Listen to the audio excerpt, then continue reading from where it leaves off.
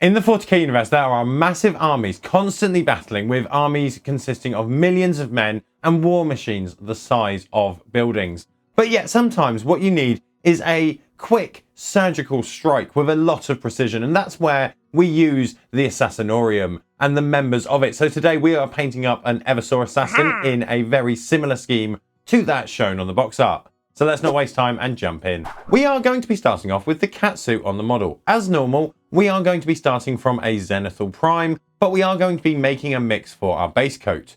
We want a very dark black blue color here, and we made this by mixing a dark blue and a black, and then we can cover this over any elements of the body that are in the black suit. With this dark base coat applied, we want to grab the dark blue that we used in the mix and then use this to apply a medium-sized highlight, picking out all of the areas that light would impact, trying to keep these lines linked where suitable to show the interconnection of light. This will give us a really nice map to follow. Taking our dark blue, we can mix in a small amount of a pale desaturated blue to give us a lighter desaturated blue from our past usage.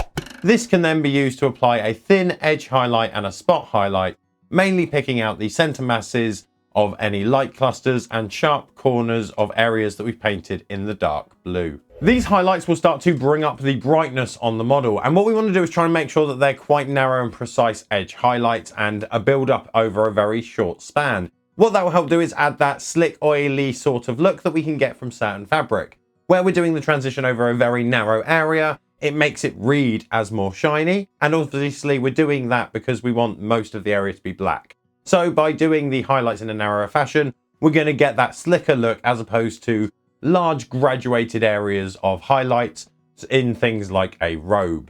With that said, we're going to push the highlights a little bit more, so we need to grab our desaturated blue and we can get to work. As mentioned, we want our next highlight to be in the desaturated blue, and by thinning this down, we will be able to ensure that there's not a harsh jump in transition. And this is also helped by the fact that the desaturated blue was present in our last mix.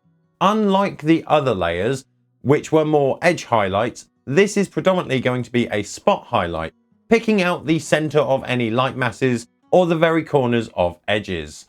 This will be the brightest we are going, but what we can actually do is start to push the blacks back a little bit more. Since we used a mix for our base coat, what we're able to do is take our pure black from that mix, thin this down into a glaze, and then apply this over and near the highlights, pulling the glaze into the center of the black masses on the suit.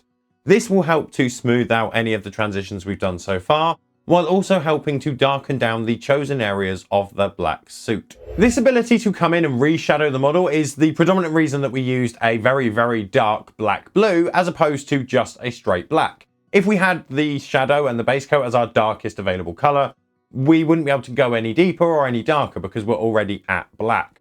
By using a very, very dark blue, what we can now do is use that glaze to come in and reinforce any shadowed areas. So we could also use this with things like OSL and other things like that, where we want to show that a certain area is in a recess. So potentially the entire underside of the model, we could do multiple black glazes to bring that down, making it noticeably darker than the top section, while the whole model would still read as black. So it's just a benefit that we can go in and touch up any of the transitions, as well as reinforce those shadow areas.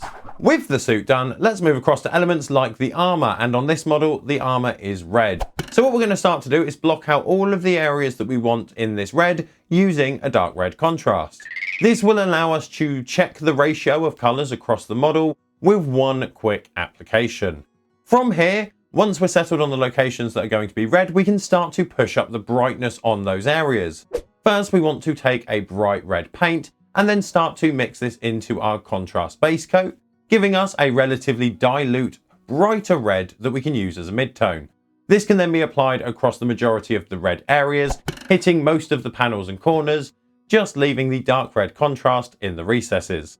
Once we've mapped all of that out and we've got our highlights of midtone sorted, we can grab the pure red from the last mix and then use this to go around and edge highlight all of the red armor sections. For me, this box art scheme is quite helpful because predominantly on my Imperial Agents army, one of the main colors is red, the same as on this guy. We will be doing a slight change from the box art later on, which is going to do some more to tie him in with the rest of my army. But before we do that, let's deal with all the things like brown leathers and all of the metals. And to kick them off, we're going to need a dark brown contrast. This dark brown contrast can be applied over all of the areas which we are either going to be painting in metal or, naturally, as you would expect, a brown. Once this contrast is down and dry, we can start to highlight all of the brown areas. And we're going to do this very similar to how we did the blacks, except this time we're going to mix in a little of a light to medium flesh. This will be used as a narrow highlight across all of the edges on the pouches and the belts. We will then need to do a thin edge and spot highlight, but we can do this with a slightly thinned pure application of the medium flesh from the mix, which will add a nice little bit of warm temperature contrast against the cool tones that we used in our blacks. We can then tackle the metals, which are going to be nice and simple. Starting off, we want to take a brassy hued metallic paint and then overbrush this across all of the items. This will add a nice metallic shine. Then, to bring this in line with the other weapons and metals in the force that I've painted for my Imperial agents, we're going to help recess shade and slightly dirty this down by applying a camo green wash over all of the metals. Now, there's still a couple of things left to do on the Assassin. We've got to go around and do the particular armor panels that are going to tie it into my Imperial agents a little bit more, as well as we need to do the entire face and skull of the model. But on top of that, we've also got the lights and the liquid in the syringe. And to be honest, I kind of cheated and did my normal quick tabletop method for this, which is apply a layer of skin tone, then apply a glossy white dot in the middle, and then stick some Tesseract Glow or other similar glow effect paint over the top, just to get a rough light effect. If you're interested in seeing a video where we did actual liquid in bottles and things like that, you can check out the alternate schemes for Death Guard video that we did, and we painted the Purifier in that, and it has bottles, and we went over a quick method if you wanted to try that. But otherwise, we're going to be skipping how we did the lights and the bottles on this, and then jumping straight into the armor and the skull. To tie this in with the rest of our Imperial agents, we're going to be using the colors that we used there, which are based predominantly on the Catholic Church and the Swiss Guard. So we're going to be painting the 3-section leg panel armor in the 2 remaining colors of our army, which is blue and yellow. Both of the colors that we did here were kicked off with a contrast layer in the appropriate color. We then came back with a brighter paint version and then used this to do a quick panel and edge highlight of all of the areas.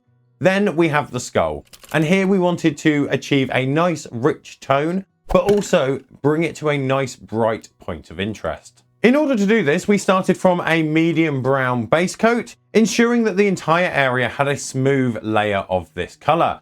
This allows us to mix a little bit of a bone tone into that base and start to apply a scratchy stroking highlight, pulling from the recesses towards the most prominent features like the brow and the cheeks. We will then want to follow this up, and what we're going to do is dilute the bone from our last mix and then use this to build up on our past work.